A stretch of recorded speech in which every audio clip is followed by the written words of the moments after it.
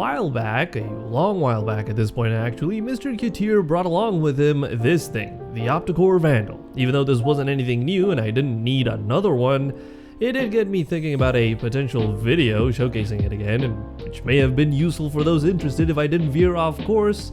I mean, I had a video idea, then stuff happened, don't even remember what it was anymore, and the whole thing just got backburnered. But the footage files have been hogging space on the editing drive, so in the interest of getting it over with, we're going to be taking a look at the Opticor Vandal and see how it stacks up in today's Warframe. Maybe it's a potentially good weapon for relatively new players. Don't worry, it's not going to be a filler, and I'm not going to draw any comparisons to the regular Opticor. Not going there because I already did that in the past. I don't think there's anything new to argue. But one could argue that it's probably a good idea to check game prices on Green Man Gaming for anything you're looking to buy. Like the new Elden Ring DLC is available, or was available at least, for pre-purchase at a significant discount. You can rest assured that the game keys purchased on this site are risk-free, as they're all sourced directly from the publishers. Combo that with a loyalty program that earns you even more discounts on top of the many game sales every day, and you've got one of the best ways to support both game devs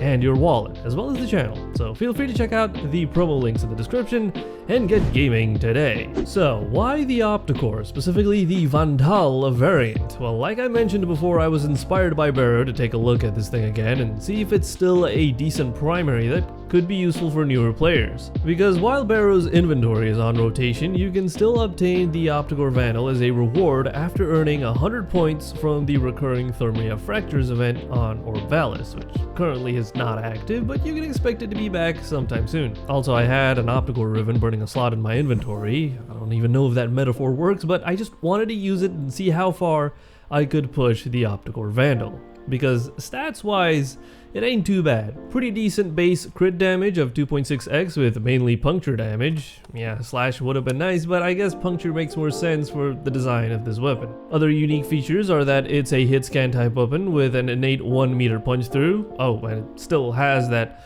small AoE blast of about half a meter around each fired beam that still causes hit detection issues, I believe. Anyways, with a near maxed out build like the one you see here, admittedly way too many formas, an arcane and that Riven, it's not bad really. Even without any sort of external buffs, you can deal with level 200 Steel Path enemies no problem. Against Exo officers, it might take a few shots to get all the conditionals like the galvanized mods and primary deadhead cranked up, but once you do, proccing a couple of stacks of viral and triggering hunter munitions will allow you to unalive all those super high level, high armored enemies with ease. With a little help from damage boosting frames and or abilities like with a Chromer here, the Opticor Vandal becomes strong enough for pretty much all of Warframe, though I'm not too sure for the upcoming Deep Archimedia mode, but for Steel Path Circuit, more than enough considering all the insane buffs you can get in that game mode. But Mr. Mello, how does this help lower level players exactly? Not everyone's going to be able to or are willing to crank it up to 11 on a weapon they'll probably never use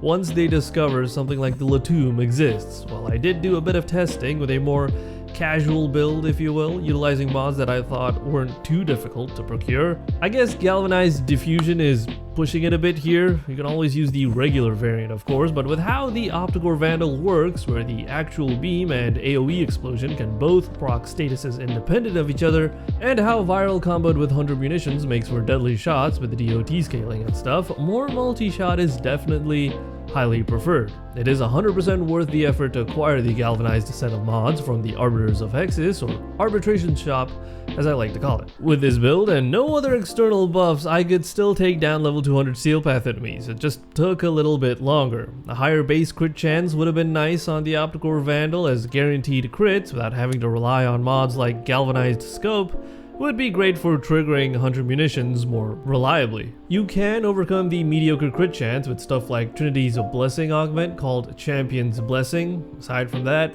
Nova with her antimatter drop ability also combos well with the Opticor Vandal due to its nature of being a hit scan type weapon.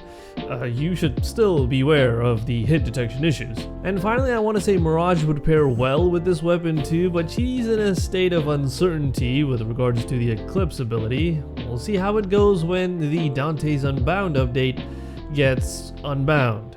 whatever. And that should pretty much do it for this once controversial weapon. I can go and just delete all the video files now. Unfortunately, barely anyone uses the Opticor Vandal these days, let alone the regular one. All those sorts of weapons just feel like an era from long ago. We kinda need a new addition that shakes up the weapon usage stats, I feel. Maybe something like a Tented Amprex or Amprex Vandal.